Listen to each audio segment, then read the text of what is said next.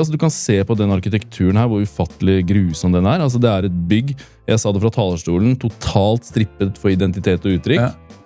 Og jeg kalte det en bygd i sovjetisk stil. Fy, jeg har sett, fy flate. Det noen studier på helseplager, eller psykiske plager kanskje da spesielt? Du jo psykolog.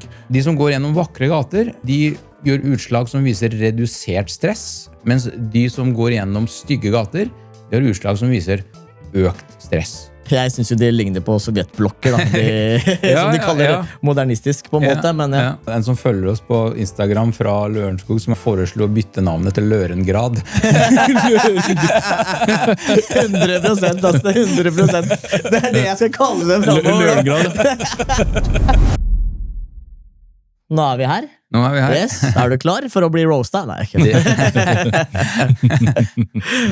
Hvem du? Hvem Sahir? Og hvordan ble du engasjert i hele det opprøret her? Det hadde vært gøy å vite. Nei, altså, jeg 45 år gammel, gift og 2 barn. Jobbet i mange år som privatpraktiserende psykolog, og var en helt anonym, ukjent person før jeg ble jeg holdt på å si tullet meg bort i arkitekturopprøret. Jeg har vært med i arkitekturopprøret, ikke helt fra starten av, men jeg har vært med altså, siden 2019, og så har jeg vært med hele den reisen fra da det virkelig tok av i 2021. Altså, helt siden tenårene så har jeg jo interessert meg for sånn skjønnlitteratur, kunst, klassisk musikk, sånne ting, men arkitektur var aldri noe jeg liksom aktivt oppsøkte. Ja, fordi du jo egentlig psykolog, så det det som jobben din, så da, det jo heftig switch fra disse. Nå gjør du begge deler da. Nå gjør jeg begge deler, ja. Så arkitekturen på en måte oppsøkte meg. Med det mener jeg at altså, rundt den tiden jeg begynte å engasjere meg i arkitekturopprøret, så bodde jeg i Nydalen her i Oslo. Og det jo liksom, fin, moderne leilighet, og hvis alle som har vært i Nydalen vet liksom, det veldig mye fine elva der, og som de har tilrettelagt, og boliger og grønt områder og alt.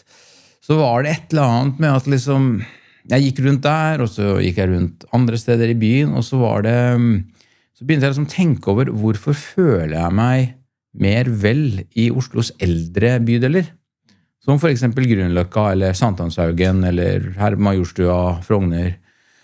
Og så det var liksom det var det spørsmålet jeg begynte med, før jeg liksom ganske fort oppdaget at det her et eller annet med arkitekturen. At altså den arkitekturen, den eldre arkitekturen som man finner i Oslos eldre bydeler, bare rett og slett skapt for å vekke behagelige følelser. De skapt med omtanke for de som befinner seg i området. Altså, jeg veldig interessert i arkitektur, da.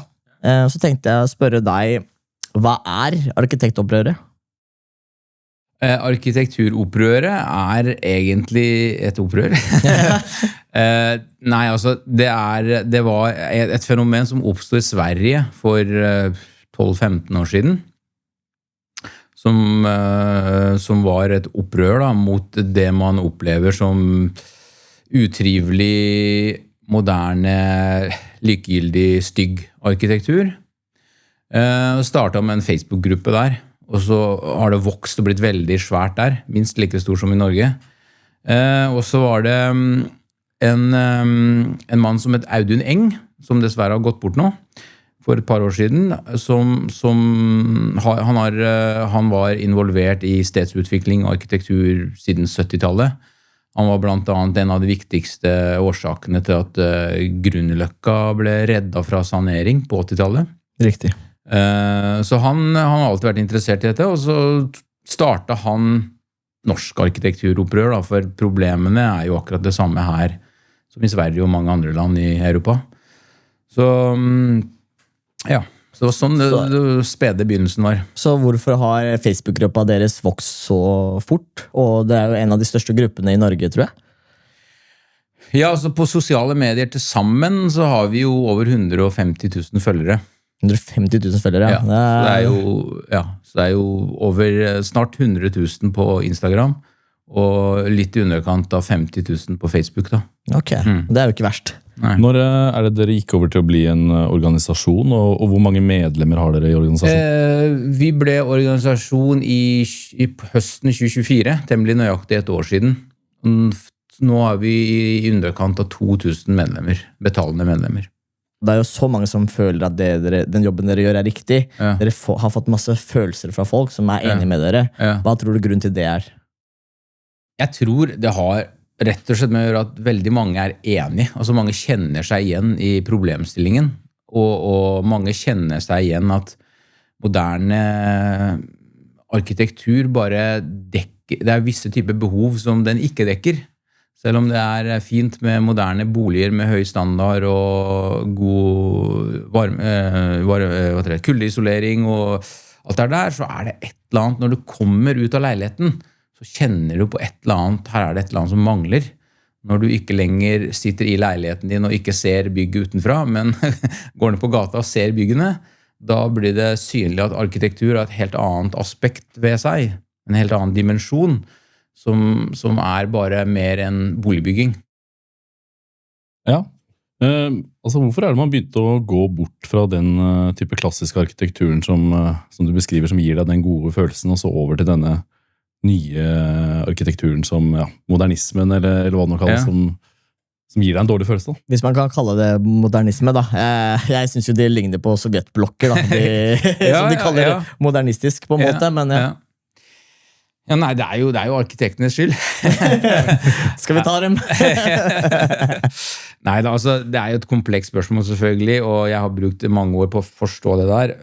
Men det man kan si at det begynte med arkitekter. Det begynte med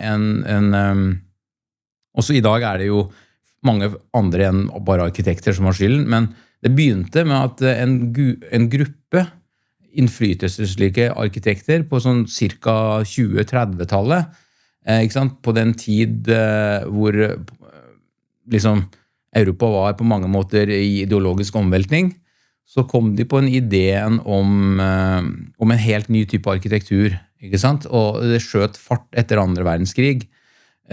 Og noe av det var jo velment, og noe av det handlet jo om reelt behov for å bygge kjapt, for å ikke sant? Altså, etter andre verdenskrig så var det jo stor boligmangel, altså helt annen dimensjon enn det vi snakker om I Norge I dag. Folk de var rett og slett hjemløse. Man måtte bygge kjapt, man måtte bygge billig, man måtte gjøre det enkelt, ikke sant? Så null problem, altså når du går, du snakket om sovjetarkitektur, ikke sant? Det som ble bygd etter krigen, eller I sånn deler av Berlin, sånn som ser ut. Jeg har null problem med å forstå at det var nødvendig den gangen. Men det som har skjedd at vi har blitt rikere og rikere og rikere, og arkitekturen har blitt styggere og styggere og styggere, ikke sant? I dag det ingen god unnskyldning for å holde på, sånn som man gjorde på 40- og 50-tallet. Og det handler om at modernistisk arkitektur var på en måte liksom gavepakke til utbyggere da. Ikke sant? Man snakker om sovjetarkitektur, ikke sant? Og den ideologien med modernisme at man skal bygge kjapp, arkitekturen skal være såkalt ren, det vil si at den skal være enkel, den skal være lesbar, det vil si at ikke sant? Det var en veldig innflytelsesrik arkitekt som sa at ornament forbrytelse, ikke sant? Altså fasadepynt, altså han sammenlignet, han sa, for å liksom understreke poenget sitt, så sa han at som en kjent sitat, han sa at hvem det som tatoverer seg? Jo, det bare de kriminelle. Ja, okay. Ikke sant? Det som skulle understreke hvorfor pynt og ornament og utsmykning var liksom, det var liksom forbundet med litt sånn shady mennesker da. Så det var en sånn ideal som oppstod, som har bare fortsatt helt siden da. Jeg synes jo at arkitekt burde du egentlig inspirere og motivere deg da. Så når du går ut døra di, og så når du ser deg rundt, på byggene, så skal det liksom vekke noen følelser I deg som positive. Ja, absolutt. Og ikke bare det, men samtidig når man går altså innvendig da. Ja. Mange av disse byggene, det ser ut som sykehus, sykehjem, på en måte. Altså, eller glattcelle for så vidt, når du åpner døra. Altså. Så jeg er jo ikke noe imponert av arkitekten. Altså arkitekturen i Norge. Det er absolutt ikke noe fan av. Hva synes du om det, Martin? Altså når jeg ser meg rundt, så synes jeg det er mye skarpe kanter, det er liksom glass, trefasader, ting som jeg synes det er mye usymmetrisk egentlig, mange av disse byggene. Du blir ikke motivert. Og de som er symmetriske er bare sånne klosser omtrent, så nei, jeg blir ikke noe motivert. Altså jeg kjenner litt sånn at den arkitekturen som vi driver og bygger nå i dag, den er liksom designet for å få deg til å føle deg som en sånn maur i systemet. Det er sjelløst, det er ikke lagt noe i det. Og jeg også er veldig sånn fan av ornamenter, og det satt vi og tenkte på når vi kjørte opp gjennom her i sted, at det var to sånne veldig fine bygg, eller ett veldig fint og ett veldig stygt bygg ved siden av hverandre. Klassisk og moderne, som vi kaller det, Da spurte jeg jo Walid, ikke sant? Se på de to der. Når du ser på den, hva føler du da? Jeg hadde lyst til å gråte. Du ser at bak det bygget der så ligger det historie, det ligger kjærlighet, det er et håndverk der, og så ser du på det andre bygget, og så er det liksom bare en kloss, fullstendig malplassert, ødelegger hele gatebildet som er der. Ja, det er også lurt på faktisk, fordi at hvorfor setter de så ustrukturert bygg ved siden av hverandre? Altså det gir jo ikke mening, ikke sant? La oss si du har ett bygg som er fint, som er klassisk for eksempel, så har du ett bygg som er modernistisk, men når du ser dem altså med begge øynene, da, når du ser bortover, så er det veldig stygt. Så jeg tenker liksom arkitekturen, altså de arkitekten som faktisk setter dem opp, hvorfor setter de opp sånn på en måte? Fordi når du ser det, så ser det ikke fint ut uansett. Så tenker liksom, hva slags skill er det? Handler det bare om penger, eller hva? Det virker nesten som sadisme. Altså det der er veldig interessant. Det der er noe av det som provoserer folk aller mest, er når du bygger stygge, moderne bygg i historiske omgivelser. Det er, ikke sant? Det er få ting som provoserer folk mer enn det. Og det er ren ideologi. Det er modernistisk ideologi. Og arkitekter har i snart 100 år sagt at det er viktig at arkitektur, de har sånne fine formuleringer på det, speiler sin samtid, og at arkitekturen skal være lesbar. Hva betyr det? Det betyr at de tenker at det er en veldig viktig verdi at når du går gjennom en historisk gate for eksempel, og det er bygd noe nytt, så skal man med en gang kunne se at dette er nytt. Du skal ikke bli lurt til å tro at dette er bygd på 1800-tallet. Ikke sant? Så da er det liksom i hermetegn forbudt å bygge den stilen. Og noen ganger er det nesten på det juridiske at myndighetene har prøvd å forhindre utbyggere til å bygge i noe annet enn modernistisk stil. Er det ikke en eller annen lov også som sier at ting skal egentlig være fint? Eller har jeg misforstått helt? Du tenker på skjønnhetsparagrafen? Ja, skjønnhetsparagrafen er det, riktig. En sovende paragraf som ingen tør å bruke. Men det kan vi komme til. Men jeg kan bare gi dere et kjapt eksempel. Det er et nydelig gammelt hotell som heter Union Hotel på Øye på Vestlandet. Og der ville det er bygd i en sånn i Sveitserstil. Liksom avlangt, veldig nydelig bygg. Og så skulle de utvide da. Og så ville de selvfølgelig da, det er en utbygger som er en veldig sympatisk utbygger, som pleier å gjøre ting skikkelig. De ville bygge, selvfølgelig forlenge det bygget i samme stil, matchende til det gamle, ikke sant? Og så ble de motarbeidet av ulike myndighetsinstanser i 10 år, inkludert fylkeskonservatoren. Og de nekta å gi seg, og de tok saken helt til retten, før de fikk lov til å bygge i samme stil som andre. Andre hoteller spesielt, andre utbyggere har liksom gitt opp da, for de har blitt motarbeidet. Her sitter det, noen kaller oss for smakspoliti, men her har vi faktisk med reell smakspoliti å gjøre, som sitter og sier til dem at du får ikke lov til å bygge den stilen. Det skal være en kontrast. Man skal se at det nye er nytt, og det gamle er gammelt. Det er det eneste som er viktig her. At det ser fint ut, at det gleder folk, det er uvesentlig. Men en del av den arkitekturen som man bygger nå i dag, den minner jo mer om den arkitekturen man bygde i Warszawa på 80-tallet, for eksempel. Så det kan de emulere, men ikke det man gjorde før det igjen, når det faktisk var fint med ornamenter.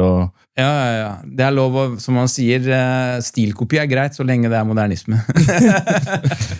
Men det jeg lurer på jo at altså, føler dere at dere klarer å gjøre en forskjell? Det liksom påvirkningskraft her? Det egentlig fordi at jeg tenker at vi trenger jo dette her først og fremst, men det en påvirkningskraft med det dere gjør, og dere en politisk bevegelse, eller hva det dere definerer dere som?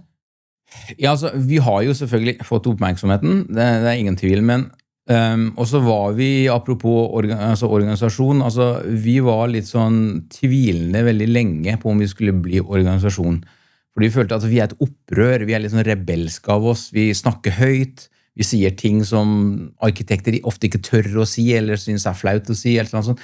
Så hvis vi blir organisasjon, da var vi litt mer som proffe, vi må oppføre oss litt mer proft. Men så skjønte vi etter hvert at, nei, vet du hva, skal vi ta den jobben videre? Skal vi ekspandere? Skal vi reise rundt land og strand, møte politikere, snakke med utbyggere og så videre, så må vi ha midler til det. Og da ble vi en organisasjon, og så har vi fått en del midler, ikke veldig mye, men vi har fått nok til at vi kan reise rundt, vi kan møte utbyggere, vi kan lage motforslag til det som kommer inn, vi kan arrangere våre debatter. Siste året, etter at vi har blitt organisasjon, vi kan gjøre så fryktelig mye mer. Og da ser vi hvor stor effekt det har. Siste året jeg blitt veldig optimist. Jeg var litt sånn skeptisk, men lenge til hvor stor kraft vi hadde. Men siste året ser vi blir kontaktet nå nesten ukentlig av utbyggere som vil ha et møte med oss, sånn som på fredag. Skal jeg møte utbygger som ønsker å bygge veldig fint i Drøbak. Neste onsdag jeg invitert til workshop med en utbygger. Et par uker der igjen. Så nå ser vi at det begynner faktisk å skje ting. Altså. Så dere har begynt å få en sånn konsulterende funksjon overfor utbygger, at de bruker det som... Ja, altså, ikke sant? Altså, så som vi var en utbygger som ville bygge ut på hjørnet med Furuset sentrum i Oslo. Og da bygde de bare sånn, de kalte det bybygging da, og vi mente at det ikke bybygging, dette bare bygge stygge blokker som allerede finnes mye av i området. Så vi lagde vår eget motforslag. Aftenposten plukket det opp, skrev om det. En artikkel i Aftenposten ble kjempepopulær, og hvis du ser på Facebook-siden til artikkelen på Aftenposten, hundrevis av kommentarer, 90% gir tommelen opp, synes dette kjempefint. Og da hadde en annen utbygger, helt annet sted i landet, sett en artikkel og sagt at dette var interessant. Vi skal bygge i vår by, men folk synes dette stygt. Vi har bare fått kjeft og kritikk av lokalbefolkningen. Politikerne som følge blitt skeptiske. Kan ikke dere hjelpe oss med å bygge noe? Så vi invitert til å reise til dem og prøve å hjelpe dem til å bygge noe som folk faktisk ønsker å ha i sitt nærområde. For det vel sånn at omtrent hver eneste gang hvis du spør innbyggerne, og du viser dem et prosjekt i klassisk stil og et i modernistisk stil, så det alltid klassisk. Ja, det landslide hver eneste gang. Det har vi gjort det flere titals ganger det der. Ja. Burde det ikke være folkeavstemning på slike ting også? Kanskje det hadde vært noe, fordi tror du ikke det hadde vært en idé? Kanskje. Du som direkte demokrat selvfølgelig for det. Ja, men altså, jeg tenker folk vet, altså vi vet jo hva som fint og stygt, så jeg tenker jo liksom, politikerne i hvert fall ikke det, og tenker liksom at, hvordan står du til med sånt? Altså, det jo flere måter man kan gå fram på for at befolkningens ønsker skal bli tydeligere hørt. En måte jo, jeg skjønner jo at man kan ikke arrangere folkeavstemning hver eneste gang man skal bygge en boligblokk. Nei. Det funker ikke. Men når man bygger sånne store, offentlige, kjempekostbare prosjekter, da, Nasjonalmuseet, Munch-museet, Deichmanske bibliotek, Operaen, noen år før det igjen, i sånne koster mange mye. Altså, Nasjonalmuseet inntil regjeringskvartalet står ferdig, det det dyreste offentlige enkeltprosjektet i Norges historie. Og så det blitt bygd noe som meningsmålinger viser bare et lite mindretall synes fint. De fleste synes det stygt, og så har man svidd av mange milliarder, og så har man ikke klart å bygge noe fint en gang. Hvorfor kunne man ikke ha en folkeavstemning? Det en faktisk klassisk utdannet arkitekt, Carl Honningvåg heter han. Han tar ut på eget initiativ tegnet i etterkant, nok da, motforslag til Nasjonalmuseet, hvordan det kunne bli bygd i klassisk stil, til omtrent samme pris, og like stort areal, altså plass da. Og så hadde de en meningsmåling i Avisa Oslo, 75% ville selvfølgelig ha det klassiske. Ja, ikke sant? Ja. For det ikke nødvendigvis så alt for mye dyrere å kunne lage dette i klassisk stil. Altså det... Nei, altså, hvor mye du velger å bruke på prosjektet ditt har jo ikke noe med stilart å gjøre. Det bare handler om hvor mye velger å bruke. Nasjonalmuseet svindyrt. Altså, de har brukt noe opptalsskiffer som arkitektene hadde sånne rare, veldig sånn sterke meninger. Han ville ha det kuttet på en sånn spesiell måte. Så stein måtte sendes til Tyskland for å behandles av kompetente folk der, skippes tilbake til Norge, og så skulle han ha det sånn at det skulle være akkurat 10 millimeter mellom hvert stein. Ikke 11 eller 9, eller, ikke sant? Og det ikke sant, drev jo prisen men når du ser det utenfra, så ser det som billig lager, ikke sant? Langs, Det ser som billig lager på Alnabru. Altså, Nasjonalmuseet jo et helt grusomt bygg, det må jeg si. At hver gang jeg ser det der bygget der, så blir jeg irritert. Men Martin, du veldig opptatt av det som skjer i Lillestrøm og Lørenskog, da. Du kan jo snakke litt om det. Jeg tenker det det som hadde vært litt tatt opp. Ja. Men Nasjonalmuseet, som sagt, det et helt grusomt bygg. Og når man ser et sånn type bygg, og så begynner man å tenke på disse arkitektene som sitter bak, og står bak disse prosjektene her, altså det virker jo nesten som om liksom, det sånne gale mennesker som får liksom utløp for sin fetisj for å lage et eller annet helt crazy midt i byen. Altså, jeg kan ikke skjønne hvor liksom, motivasjonen til disse menneskene Penger. Kommer til å lage noe sånt som det der. Det nesten så det må være sadisme, fordi det så grusomt. Nei, altså, du har jo to typer arkitekter. Ikke sant? Du har jo den hverdagsarkitekten som tegner alle disse stygge greiene, for eksempel Lørenskog og Lillestrøm, som på en måte bare liksom en soldat, holdt jeg på å si, som ikke har så veldig mye han kanskje alltid skulle ha sagt. Og så har du de der stjernearkitektene som gjerne tegner disse store påkostede prosjekter.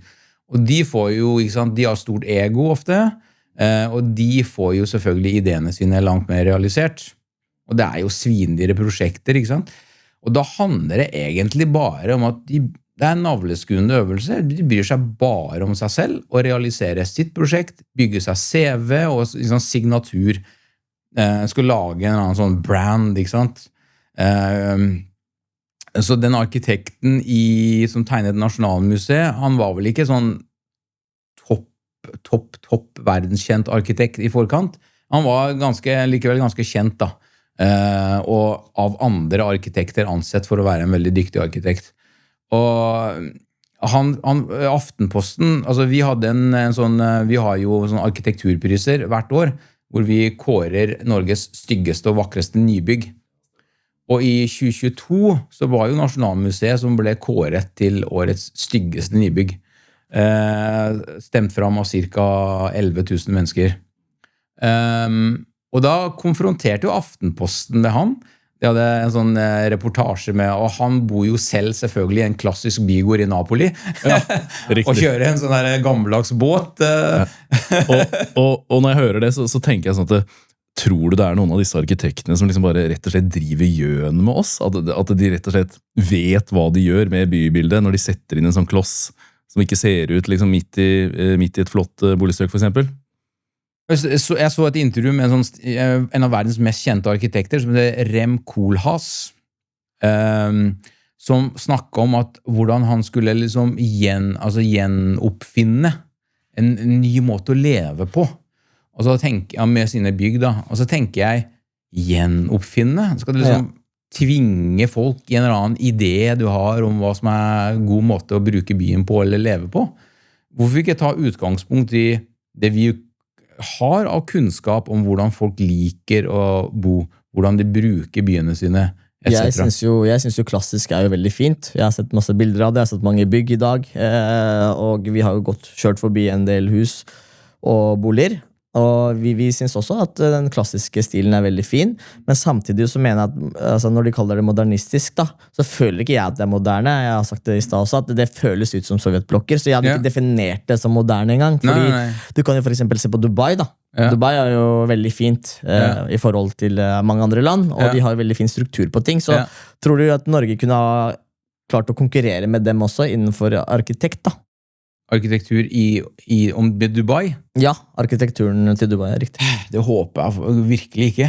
Nei, du liker ikke. Du er ikke fan av hvordan det er i Dubai? Nei, Dubai er jo, mener jeg, skrekkeksempelet på hvordan man utvikler en by. Altså, det er en sånn, altså Dubai er en foreldet europeisk måte, amerikansk måte å bygge byer på. Som, altså, ikke sant? Den gangen bilen var ny, og alt som var liksom nytt ble liksom automatisk omfavnet. Ikke sant? Så Dubai er jo bygd basert på bilisme, egentlig. Man kan, altså, jeg har ingenting imot biler, sånn sett, altså, men når man bygger en bysentrum, så mener jeg at skal man bygge et sted hvor folk liker å oppholde seg på gata. Nå er det ikke så lett å oppholde seg på gata store deler av året i Dubai, da. Men det er alt for varmt. Men ikke sant, skal man bygge så som gamle, altså ikke sant, hvis du er i Paris, hvis du er i Praha, hvis du er i Wien, til og med Oslo sentrum, ikke sant, hvis du har aktivitet, levende mennesker, møteplasser, butikker på gateplan, så kan ikke du drive og bygge, i hvert fall ikke sentrum av byene som Dubai. Du kan ikke ha autostradaer igjen, ikke sant? Og masse skyskrapere og... Ja, du er ikke fan av skyscrapers, det er det jeg skulle si, at du er ikke så fan av det. Jeg har ikke imot høyhus der det er på en måte strategisk plassert for å markere noe, eller hvis bygget er som en slank tårn, som er vakker utformet, så har jeg ikke imot høyhus i ny og ned. Men å bygge med masse høyblokker, det spesielt i nordisk klima tror jeg er helt feil måte å gå på, og så er det mange som tror at det er veldig arealeffektivt. Det er det faktisk ikke. Okay. Det er gjort beregninger av arkitekter som viser at, fordi hvis du bygger et høyhus, så må du ha mye dødt uterom rundt. Ikke sant? Du kan ikke, spesielt hvis det er bolig, du kan ikke plassere en like stor høyhus rett ved en annen høyhus. Nei, riktig. Ikke sant? For du må ha lys, du må ha luft, du må ha ditt og datt, ikke sant? Hvor mye av skylden for den ferdige arkitekturen vi har fått, tror du ligger på en måte profittjag? Altså for eksempel det at man bygger svære sånne klosser hvor altså dette må ha kombinert stue og kjøkken for eksempel. Det er jo et helt fremmed konsept for generasjonen over oss. Ja. Sånn at hvis kona di har noen på besøk, så kan ikke du gå og sette deg på kjøkkenet og lukke døra, hvis ikke du orker å høre på venninnen hennes. Ja. Du må gå og legge deg på rommet ditt. Ja, det er helt sykt. Altså, hvorfor har de gjort det sånn? Altså, lurer jeg på. Poeng, ja. Så hvor mye av skylden tror du profittjag har for dette her? Det har veldig mye, selvfølgelig. Men det har også, altså til syvende og sist er jo myndighetene som definerer hva er høy bokvalitet. Ikke sant? Og de er blitt veldig, nå kommer den debatten opp igjen om de tekniske reguleringene er blitt for smale og for mye retning. Ikke sant? De er blitt veldig opptatt av lysinnslipp, for eksempel. De er blitt veldig opptatt av stillesider. De er blitt veldig opptatt av uteromsarealer. Og så har det gått på bekostning av for eksempel det du sier, da, er at de kaller det åpen kjøkkenløsning, men i praksis er det jo ingen kjøkkenløsning. Ja, helt for det er jo bare en vegg i stua. Ja. Når du sitter og ser på TV på kvelden, så sitter du og ser på oppvasken din, som en påminnelse om at du må ta den før du skal gå og legge deg. Ja. Man blir jo depressiv, rett og slett. Ja. Faktisk. Altså, det var veldig interessant du nevner det, for det var noe av det verste jeg visste med den leiligheten vi hadde i Nydalen. Det var, altså, kjøkkenet var bare, altså, det var en relativt stor leilighet. Vi hadde jo 2 barn, så vi kjøpte en relativt stor leilighet etter den målstokken. Det var på 93 kvadratmeter. Men kjøkkenet var liksom en vegg i stua. Det var så utrolig vanskelig, med 2 små barn, det var så utrolig vanskelig å holde den leiligheten ren og ryddig. Det var bare kaos. Du satt og så på oppvasken og alt det der som lå på kjøkkenbenken, og så satt du der, og det var liksom 3 meter unna. Fordi en ting er jo liksom hvordan det rent estetisk ser ut utvendig, disse byggeklossene som man setter opp. Men når man gjør det sånt, på den måten, så får det jo også en konsekvens for bomiljøet ditt inne i leiligheten.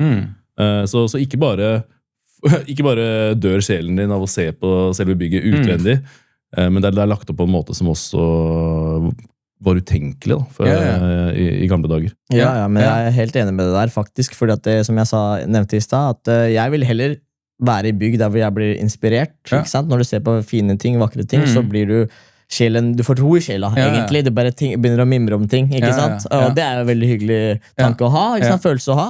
Så jeg føler liksom vi på feil vei, da. Og det derfor vi tenkte at det viktigste at vi snakker om det, fordi det temaet ekstremt viktig. Folk tenker kanskje ikke alltid over det, hvor viktig det men det faktisk å hente inspirasjon veldig ting, akkurat som når du har ser en fin bil, eller fin maleri, for eksempel, da. Det jo ganske objektivt, men uansett så får du en god følelse, da. Akkurat som du på sydentur, og du på båten, du ser ut mot havet, for eksempel, da. Så blir du inspirert. Og den inspirasjonen må vi hente tilbake igjen. Absolutt. Så det veldig viktig at vi har arkitektopprøret da, som dere. For at det en veldig viktig kamp. Så ja, det handler om trivsel. Det handler I noen tilfeller også faktisk om helse. Det ble gjort en undersøkelse av forskere I Stockholm, faktisk. Hvor de så hvor mye bevegde folk seg I bydeler som var vakre, versus bydeler som ble definert å være stygge. Så fant man ut at folk som bor I vakrere omgivelser mye mer ute. Ikke sant? Absolutt. Og så kan man diskutere, ok, det bedre helse, som kanskje I neste omgang reduserer utgiftene til helsevesenet. Ikke sant? Så det kan lønne seg å bygge fint da. Altså ikke sant, utbyggeren må kanskje påkoste litt mer penger, eller kanskje kommunen må påkoste litt mer, men det henter du kanskje muligens, man må forske mer på dette her, men hentes kanskje inn I den andre enden, ved at folk mer fysisk aktive, det mindre problem med overvekt kanskje, mindre, ikke sant, mer Jeg mener jo det veldig naturlig da, å dra ut hvis ting fint. Hvis du vet at det et fint område, så det naturlig å dra ut mer også, tenker jeg altså. Så, men et spørsmål men utbyggere utbyggere sier alltid, nei, men vet du hva, vi har gjort våre undersøkelser, og våre kunder sier at hvilken undersøkelse liksom? Nei, de gjør undersøkelser, men, ikke sant, men de spør sine kunder som har kjøpt leiligheter. Altså, tenk deg at du kjøper en leilighet til Obos, og så tar du opp masse lån I banken, og så kjøper du den. Og så kommer Obos halvt år senere, vi vil gjerne at du deltar I en spørreundersøkelse. Klarer du, hvor sannsynligheten for at du sier, nei, jeg misfornøyd, jeg har svidd av 10 mil på dårlige boliger. Tror du klarer å innrømme det for deg selv? Nei. Men det noen studier på, liksom, nummer 1, om det liksom forskjell I om du har helseplager eller psykiske plager, kanskje da spesielt, du jo psykolog, om du bor I så veldig sånn modernistisk, trist område hvor du føler deg som en maur, kontra et historisk, klassisk område, da, hvor du kjenner eierskap, stolthet til det området du bor I, og kanskje I enda større grad lykke, da, hvor lykkelig du Ja. Det noen empiriske data? Liksom, ja, det det. Det der jo, ikke sant, det umulig å forske på det, for det så komplekst, det så mange ting som spiller inn, at det vanskelig å isolere arkitektur fra andre faktorer som spiller inn, ikke sant? Men det man vet, det mye indirekte kilde til info, ikke sant? Man har gjort studier hvor man har fått folk til å bevege seg gjennom vakre gater, og så har man gjort studier hvor man får en kontrollgruppe hvor de går gjennom stygge, moderne arkitektur med veldig mye glass, ikke sant? Forskere bruker jo ikke sånne uttrykk som stygt og pent, men når du ser på bildene så ser du, her har du brukt gammel, tradisjonell arkitektur, varierte fasader, ornamenter, etc. Der det bare sånn glassbygg, ikke sant? Og så har man festet sånne fysiologiske målere som måler stress, og så ser man at de som går gjennom vakre gater, de gjør utslag som viser redusert stress, mens de som går gjennom stygge gater, de har utslag som viser økt stress. Så det klart, kan man si, går du gjennom forbi et stygt bygg, det helsefarlig? Selvfølgelig ikke det. Men hvis du blir eksponert for det daglig, da, og spesielt I store mengder, sånn som Lillestrøm, det derfor vi triste hver dag. Vi går sånn, nei.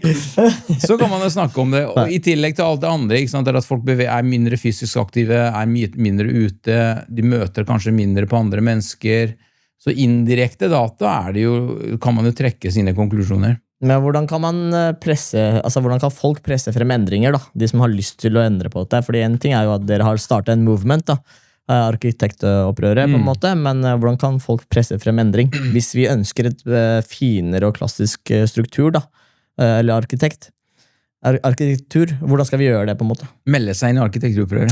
Ja, ikke sant? Meld dere inn!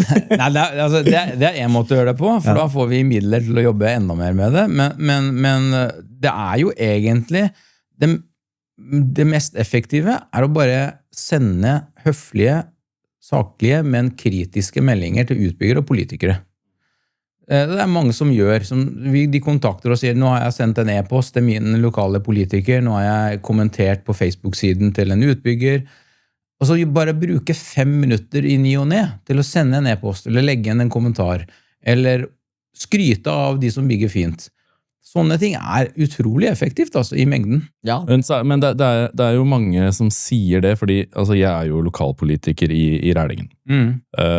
Og i politikken så har jeg liksom fått høre det at nei, men politikerne skal ikke legge seg inn i arkitekturen. Det er ikke liksom en politisk oppgave. Jeg er helt uenig i det. Som politiker, jeg ønsker å mene noe om arkitekturen. Og jeg ble sitert i Romerikes Blad, fordi i Rælingen, da, som i veldig mange andre kommuner, inkludert Lørenskog også, så gikk vi i denne klassiske kulturhusfellen, ikke sant? Du starter et prosjekt hvor du liksom skal bygge et kulturhus. Prosjektet blir bare dyrere og dyrere. Lørenskog endte vel på 1 milliard på det der grusomme kulturhuset som det er langs hovedveien. Som driver og blinker. Rælingen endte vel på godt over 200 millioner. Og når vi til slutt skulle vedta dette her, da, som vi var helt imot, og som selvfølgelig da ruinerte økonomien i Rælingen kommune, hvor jeg og Walid er fra.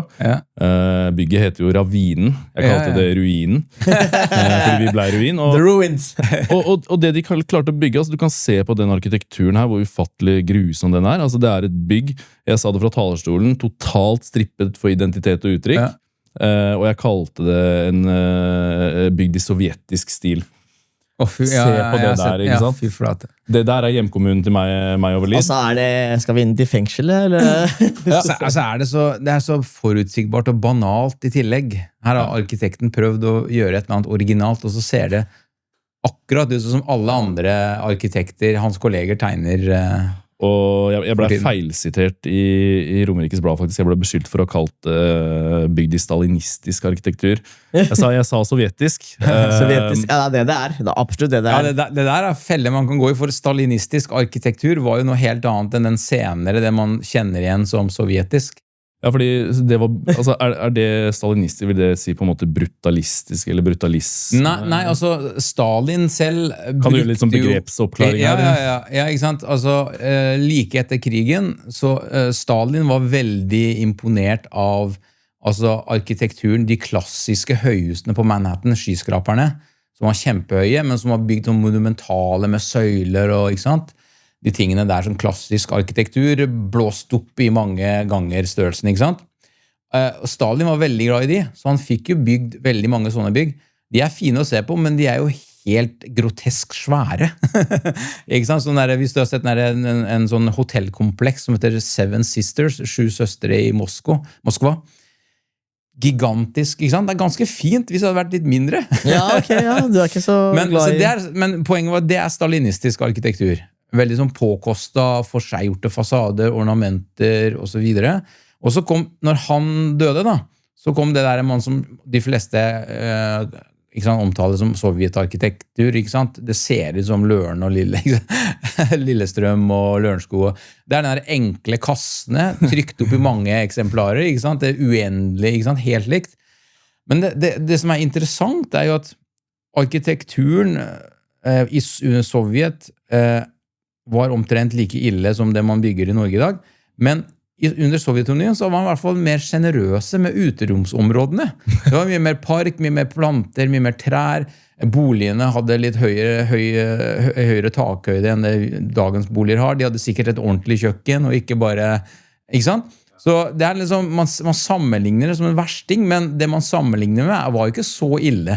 Nei. Og altså, vi er jo som sagt fra Rælingen, og altså det som irriterer meg, som gjorde at jeg begynte å tenke på arkitektur, er at Lillestrøm, de har liksom murt seg inne fra Rælingen.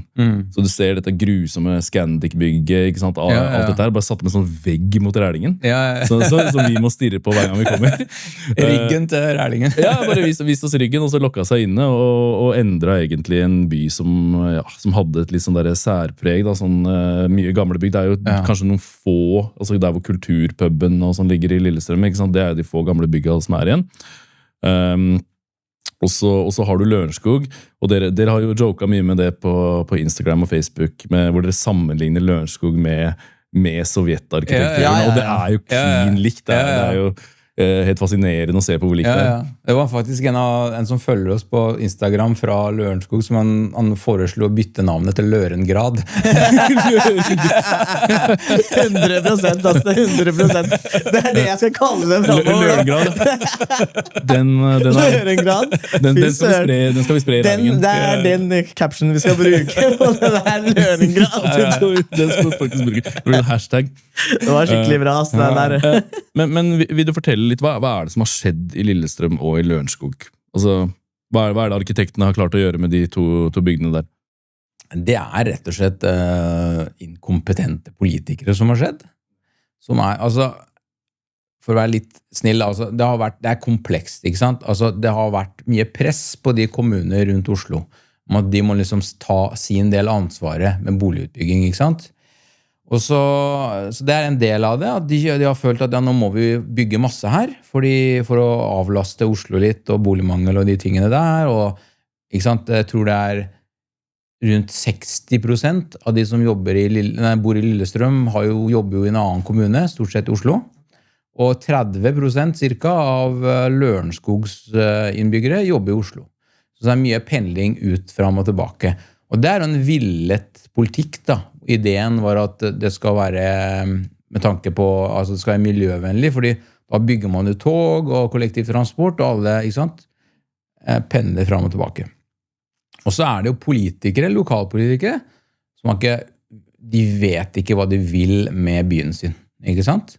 Det er ingen tanke om at, ja, men Lørenskog for eksempel, eller Lillestrøm, det er jo et sted i seg selv.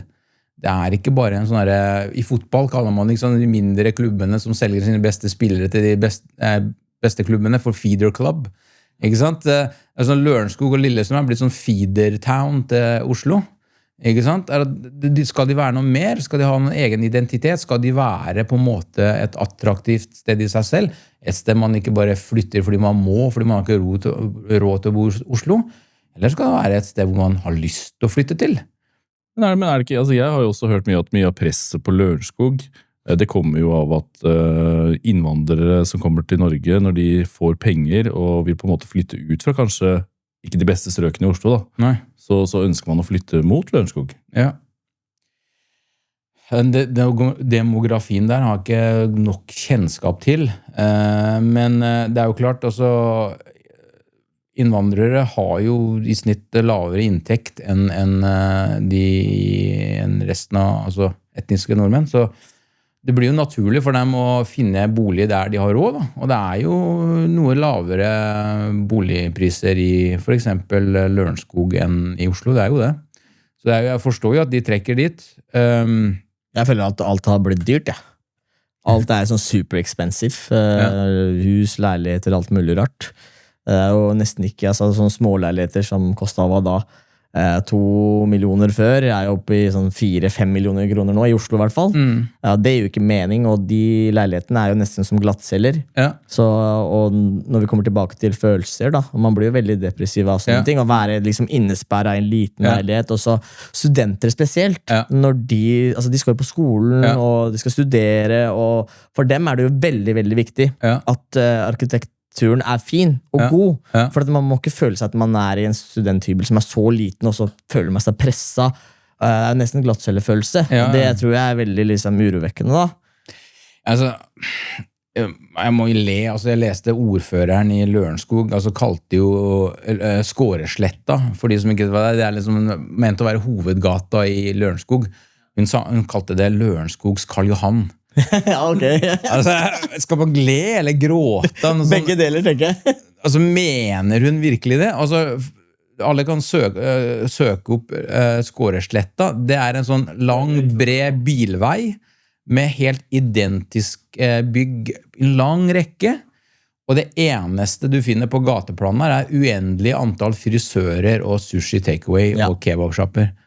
Det skulle være liksom paradegaten i Lørenskog. Altså, det får ikke blitt mer mislykket. Og så har de selvfølgelig, for jeg jo sånn sikker på at dette blir feilslått, har de plassert en svær kjøpesenter i enden av det, ikke sant? Triaden. Ja.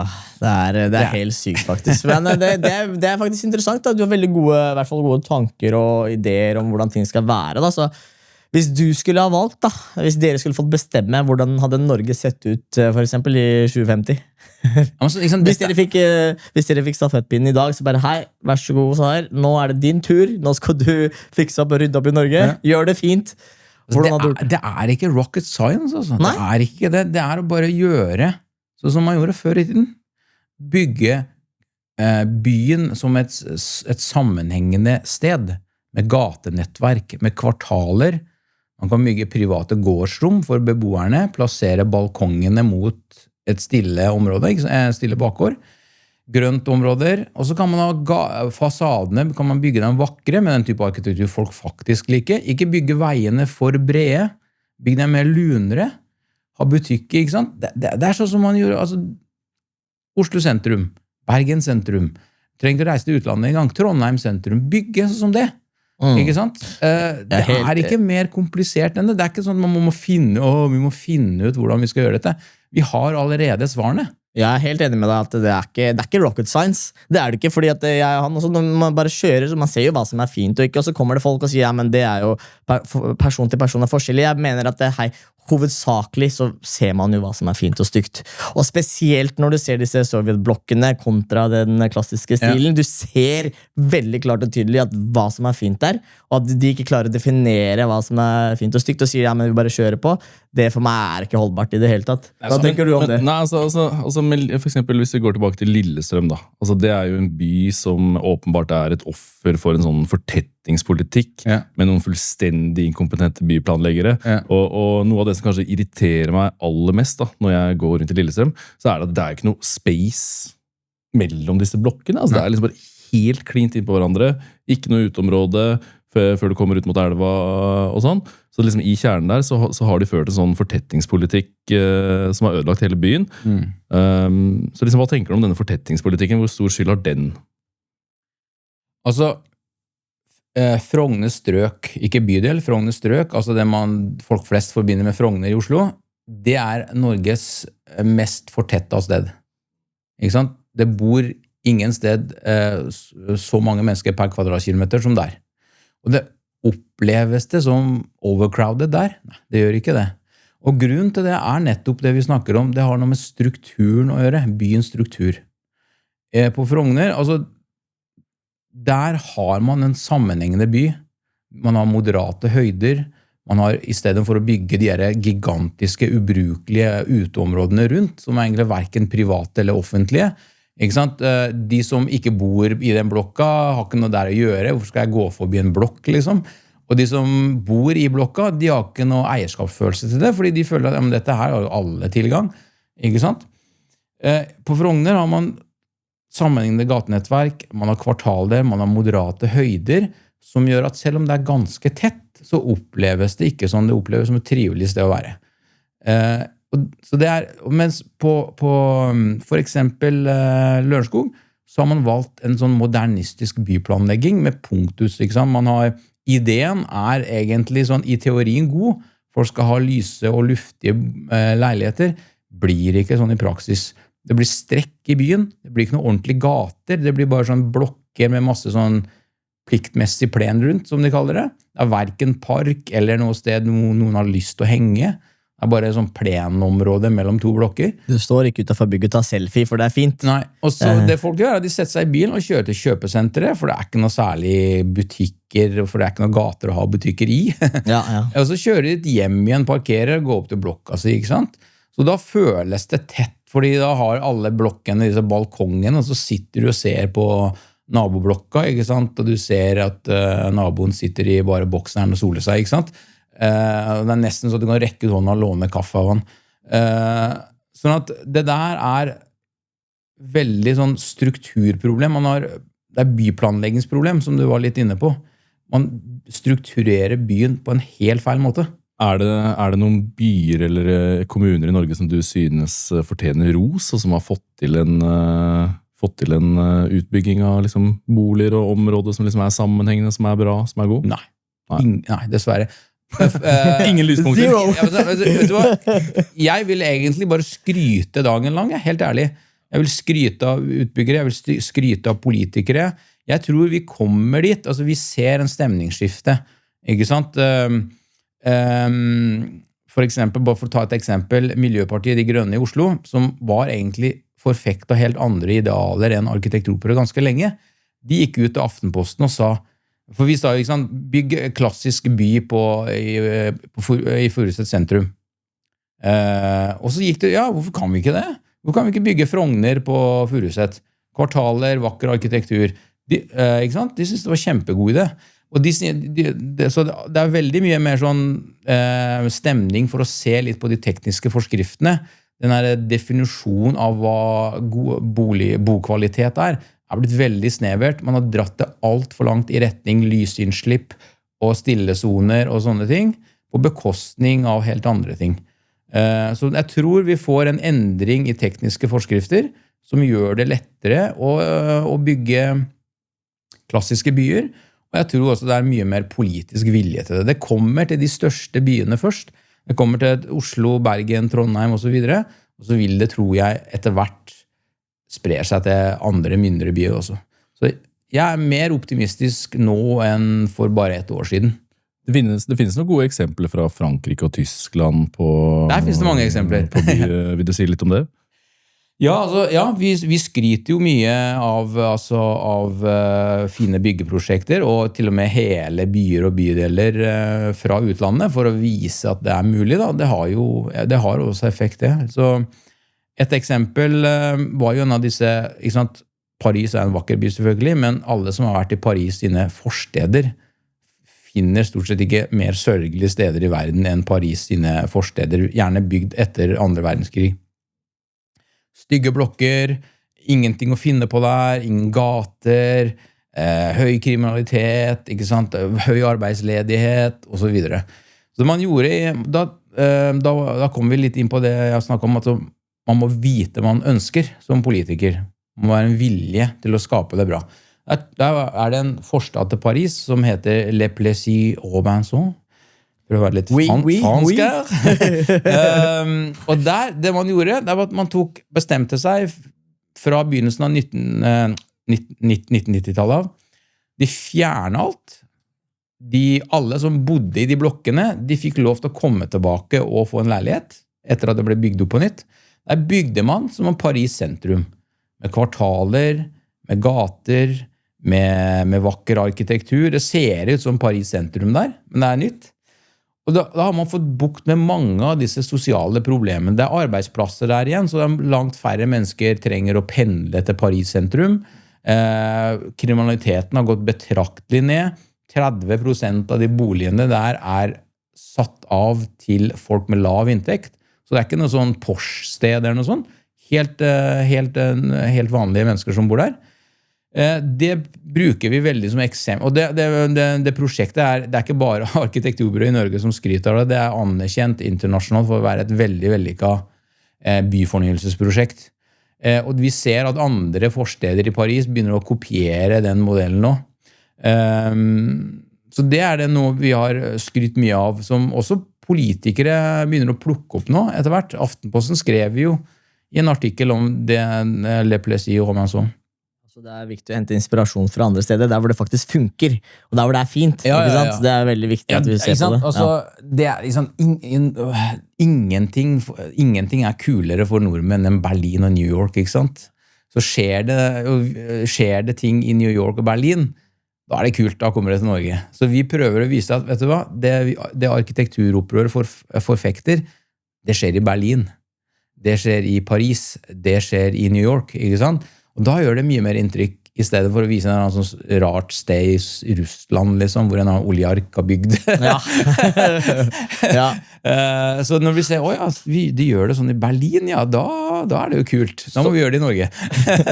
Så det du sier egentlig at vi på vei til en bedringsvei, I hvert fall. Det ikke helt motstand for det du holder på med, på en måte. Vi på vei til at vi kanskje får mindre sovjetiske blokker, da.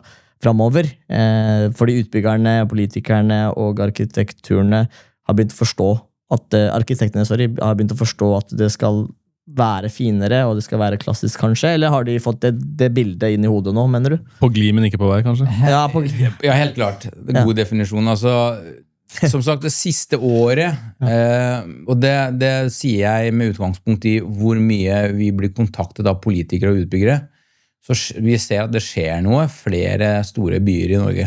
Så hvis jeg og Martin ville ha deltatt da, på noe sånt og ha et innspill, hva skal vi ha gjort? En ting jo du sa melde seg inn hos dere, men hva konkret kan vi gjøre da? Greit, vi har meldt oss inn. Dere jo politikere, så det det.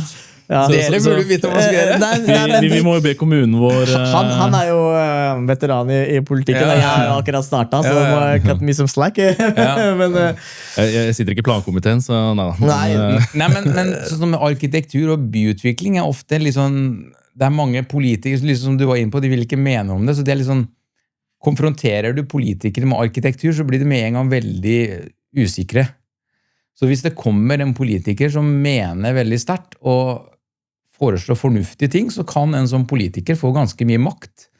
Og veldig innflytelse I hvert fall. Men burde det ikke for eksempel, hvis de skal bygge noe I Lillestrøm da, for eksempel, de skal bygge noe I Lillestrøm, så mener jeg liksom at hvis hele strukturen skal endres da, I Lillestrøm kommune for eksempel, eller whatever, burde ikke man få muligheten til å stemme på det da, selv om kanskje det høres litt rart ut å kunne stemme på sånne ting, men jeg tenker det en stor endring da, hvis de har tenkt å liksom reformatere eller ombygge Lillestrøm da, så det et veldig stort steg fordi det skal vare forever omtrent, ikke sant? Eller så lenge det kan. Så da burde jo vi ha noe direkte kommunikasjon eller måte å innflyte det på mer direkte da. Men hvis du tar vervet ditt som folkevalgt seriøst, vet du, og det gjøres en meningsmåling for eksempel da, og det viser det klart, som det sier, en landslide mot for eksempel et klassisk forslag, så bør man kanskje som politiker ha såpass respekt for folket at man Men jeg ser liksom ikke, hvis de for eksempel overkjører det vi sier, eller folket der sier, ikke sant? De sier, nei, men vi vil ikke ha de sovjetiske blokkene. Vi ønsker ikke ha det, vi vil heller gå for den klassiske stilen, men de overkjører deg. Da burde ikke det ha en konsekvens for de som har handlet urett da, mot folket, liksom. For jeg føler jo liksom, vi kan si veldig mye og mene veldig mye, men I bunn og grunn så det de ønsker som skjer, ikke sant? Ikke hva folk ønsker, og da blir det en problematikk da, der igjen. Så jeg vet ikke hva du tenker om det at hva slags makt, eller ikke makt kanskje, men hva slags maktfordeling kanskje man skal ha? Altså, en effektiv måte jo å utstyre politikere med kunnskap, med gode argumenter, og vise dem at de har stor folkelig støtte I ryggen. Det som har skjedd, ikke sant, at usikre politikere blir litt overkjørt av veldig profesjonelle utbyggere. Ikke sant? Så det som blir bygd I Lillestrøm, det liksom egentlig ingen som ønsker seg dette, ikke sant? Men det blitt gjennom en sånn hestehandel, og hvor utbyggere I mange tilfeller kunne ha tjent akkurat like mye penger på å gjøre det bedre. Det bare at de har alltid gjort det på den måten, I hvert fall de siste snart 100 årene, og så vet de ikke noe annet, de prøver ikke noe annet. Derfor så tror, til og med utbyggere tror automatisk at men dette må jo være dyrere for oss å gjøre. Nei, det ikke nødvendigvis, det bare at du vet ikke, du har ikke prøvd. Nei, det sant. Ikke sant? Sånn at jeg tror Lillestrøm gode muligheter, fordi det som bygges der så dårlig kvalitet at det revet om 30-40 år. Ja, absolutt. Ikke sant? Det tror jeg også. Det bare sånn forbruksvare, det som bygges I Lillestrøm.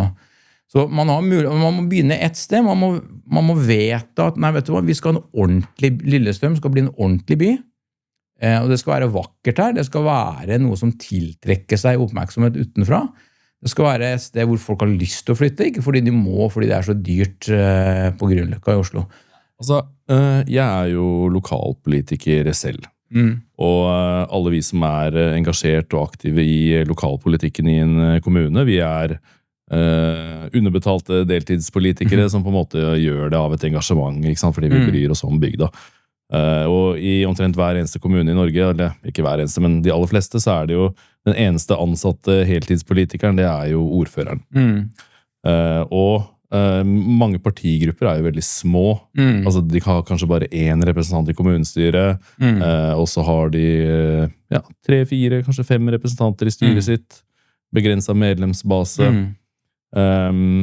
Og når det kommer for eksempel en utbygger da, til et kommunestyre med et prosjekt, pusher hardt, de har økonomiske muskler, pitcher inn hvor bra dette her så det ikke så enkelt for en lokalpolitiker å kunne liksom forstå hva som foregår, se helheten. Det blir veldig lett å gå med på alle disse argumentene som de kommer med, så liksom hvor lett det for en utbygger å overkjøre et lite kommunestyre med deltidspolitikere hvis de ønsker å gjennomføre et grusomt byggeprosjekt med profittmaksimering og fæl arkitektur? Da. Har du noen tanker om det? Og det du sier der jo helt spot on. Jeg hører jo at du lokalpolitiker. For det jo akkurat som det på ikke sant? I Oslo det jo, og de store byene det jo mer proffe politikere. Men det helt riktig du sier, ikke sant? Vi har vært i møte med politikere mange steder i Norge, små steder, mindre byer, og så videre, sier akkurat det samme, ikke sant? Vi snakket med en politiker i Ålesund, politikk, han jobber jo med byggesaker da. Politikk noe jeg driver med, liksom etter at barna har lagt seg på kveldstid. Jeg så sliten, ikke sant? Jeg har ikke tid, jeg har ikke krefter til å gjøre mer enn det som på en måte jeg må. Ikke fordi jeg ikke bryr meg, fordi det så mange timer i døgnet, liksom. Jeg sliten. Så jeg skjønner han godt, og akkurat som du sier, ikke sant, kommer profesjonelle utbyggere som har gjort dette mange ganger før, de har jurister, de har arkitekter, de har ingeniører i ryggen, ikke sant, som lager fine dokumenter og lover fine ting. Det klart det fristende for en lokalpolitiker å si, ja, ok, greit. Ikke sant? Sånn at, men det som da de sier jo at hvis arkitekturopprøret eller lokalbefolkningen kommer og utstyrer meg med argumenter, utstyrer meg med en helt annen måte å tenke på, utstyrer meg med spørsmål jeg skal stille utbygger, og jeg får det liksom gratis på fanget, selvfølgelig kan jeg bruke det. Det kommer en meningsmåling som sier at befolkningen i for eksempel Ålesund vil ha jugendstil-arkitektur, ikke ferdig moderne bygg.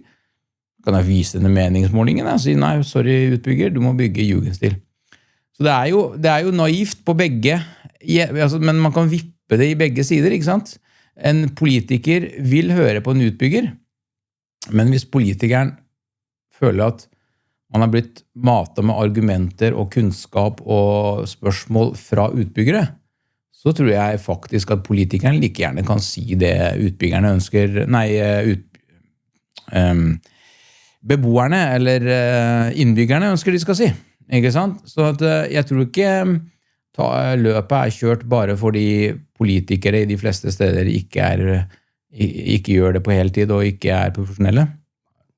Nei, det jo det, ordet jo egentlig folkevalgt. Ja, ikke sant? Så lenge man har det i bakhodet, så... Ikke ombosvalgt. Nei, ikke ombosvalgt,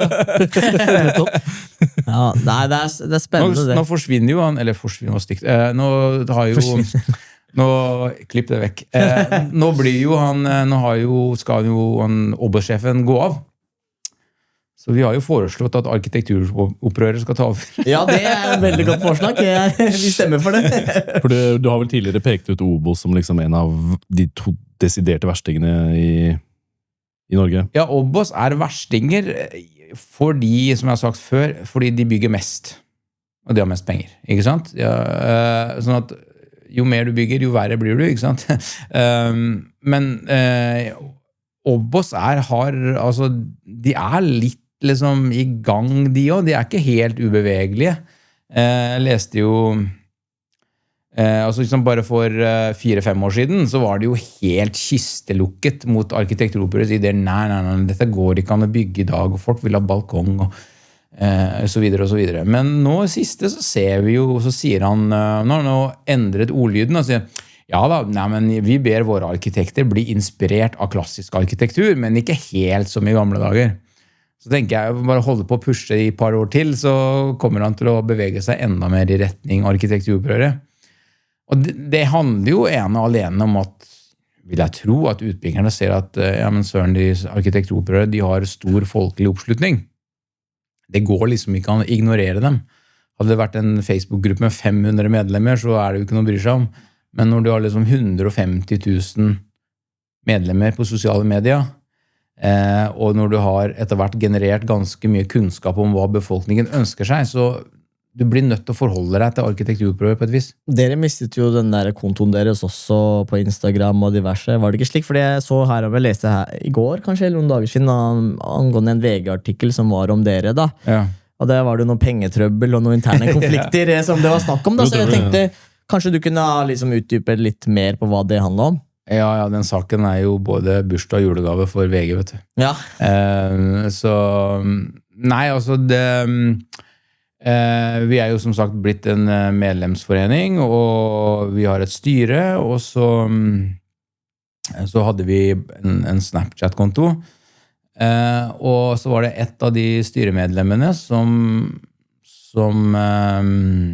det var bare helt vanlig uenighet rundt honorering i forkant av dette, men vedkommende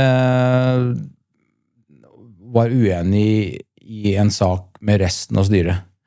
Og så plutselig så oppdaget vi at hun som også styrte da Snapchat-kontoen vår, hadde overført den til seg selv og byttet navn og gjort det til sin personlige plattform. Da. Ja. Kapret brukeren. Og så ba vi henne om at vi sa blant annet at vi ønsker den selvfølgelig tilbake, og så sa vi at du burde kanskje trekke deg fra styret, fordi dette går jo ikke. Så trakk hun seg, og så prøvde vi å komme til en slags enighet rundt dette for å bare legge saken bak oss. Men så valgte hun da å gå til VG, og basert på det hun hadde levert til VG, var noen tilfeldige utskrifter, kontoutskrifter. Ikke noe regnskap. Det var en dokument som hun hadde skrevet i etterkant av å trukket seg, som hun kalte møtereferat. Riktig. Og skjermbilde av private chat-samtaler. Det var, så kan man spørre hva VG tenkte når de kokte opp en sak basert på så tynt kildegrunnlag. Da. Det fremstår jo veldig som en hitpiece da, når man leste den. Og altså, hvor mye tid da, bruker ikke du på dette vervet ditt? Altså, hvor mye tar det av livet ditt? Altså, jeg bruker stort sett 3 til 5 timer 7 dager i uka på det, inkludert i ferier. Jeg klager overhodet ikke. Det er 100% frivillig, og jeg synes det stort sett har vært veldig gøy å drive med det, men det tar veldig mye tid. Ja. Jeg synes jo ikke det noe problematisk å ta honorar for en jobb du gjør, og det hjelper jo faktisk Norge og hva slags arkitektur vi burde ha. Så jeg synes jo det veldig merkelig at VG tok en sånn hitpiece, da jeg tror at man burde heller motivere deg til å gjøre det enda mer. At vi tar opp den kampen med arkitektur, for det veldig viktig. Så jeg synes det var veldig merkelig hitpiece, da, derfor jeg ville liksom snakke med deg om det. Og at dere mistet kontoen deres veldig trist også, for det hadde jo mange følgere. Så det null sjans for å få den tilbake, eller? Vi har valgt å ikke bruke noen krefter på det, litt fordi det blir liksom avsporing å bruke penger, i hvert fall tid, og kanskje penger på liksom juridisk hjelp. Det var jo veldig mange følgere da. Vi hadde jo 10 000 følgere på det tidspunktet, men det var jo heldigvis ikke rukket å bli noen sånn stor arena for oss. Det fortsatt Instagram og Facebook som gjelder. Så vi tenkte, skal vi bruke krefter på dette, eller skal vi bare starte en ny konto, sørge for å ha full kontroll på den denne gangen, og bare begynne forfra. Så valgte vi det siste, men så valgte denne personen likevel å lage bråk ut av det. Da. Ja, det jo uheldig det. Kan jeg få spørre deg rent sånn personlig, Sahar, at kan du fortelle meg det fineste bygget du kjenner til, og det styggeste bygget du kjenner til? Hvis du må ta stilling. Jeg helt ærlig, jeg veldig glad i såkalte signalbygg, altså sånn monumentale bygg, slott og universitet. Men det den arkitekturen jeg aller best liker å studere, bare helt vanlige bygårder, som ligger på rekke og rad i for eksempel Oslo sentrum. Fordi du ser så utrolig mye, altså hvert eneste bygd stort sett før 1930, du finner aldri to bygg som helt like. De ligner på hverandre, de veldig beslektet, fordi de bruker det samme arkitektoniske grunnspråket, men alle byggene individuelle. Et stykke håndverk i hver av dem, liksom. Ja, altså, det i hvert fall designet, da. Altså, sånn, det noe som til felles, og så det noe som helt unikt, og det en kombinasjon av ulike elementer som gjør at de blir unike, da. Så jeg liker å gå rundt i byen og oppdage sånne tilsynelatende helt vanlige gamle bygårder, som når man studerer litt nærmere, så ser man hvor charmerende de egentlig da. Så jeg liker blant annet det som heter Skomakergården. Den ligger rett bak Stortinget. Ja. Og det helt unikt bygg i Oslo. Det et av de ytterst få byggene hvor det malerier på fasaden. Okay. Du finner mange sånne bygg i for eksempel Wien, men veldig lite av det i Norge. Jeg husker ikke hva den teknikken heter akkurat nå, men det en sånn måte å tegne og male på bygget som gjør at de holder seg over i mange hundre år. Da. Ja. Så det bygget liker jeg veldig godt. Ellers synes jeg en av de som veldig fan av Victoria Terrasse, da. Ja. Som i disse dager faktisk planlagt og solgt. Men det jo et fredet bygg, heldigvis, så de får ikke ødelagt den så mye. Der blir det kanskje bli leiligheter. På den andre siden, det grelleste bygget du kan tenke deg. Grelleste. Ja. Kan du ikke norsk, eller? Nei, du kan lære meg. Jeg på norsk 2. Det betyr det styggeste, det fæleste. Jeg på norsk 2-kurs nå, så. Det grelleste bygget, nei, altså jeg burde få betenkningstid på dette her, som forberedende. Jeg som veldig mange andre, så synes jeg Munch-museet forferdelig, Nasjonalmuseet helt forferdelig. Da tenkte du at her arkitekturen jævla full. Ja. Eller veldig full. Som det heter på svensk, ja. Arkitekten må være full. Dette Darth Vader-bygget som ble kåret her, det også var ganske grelt. Ja, der det jo ikke sant? Altså, den ba jo om å få bli mislikt, da. Altså, den har en veldig underlig former. Det ser ut som sånn mishandlet blikkboks, og så det helt kørsvart i tillegg. Altså og så står den og skriker, ikke sant, i en gate med mye eldre arkitektur. Da ber du om bråk, og da får du bråk. Jeg setter veldig stor pris på at du kom. Og det veldig, veldig, veldig viktig kamp. Jeg mener at det veldig essensielt at vi redder Norge med det estetiske. Det det man sier, kanskje? Norsk 2, jeg må lære meg norsk. Du har blitt viderekommen. Så at jeg tror liksom det veldig viktig, da, at vi passer på det, tar vare på det som klassiske arkitektsystemet vårt. Det må bli bedre og finere.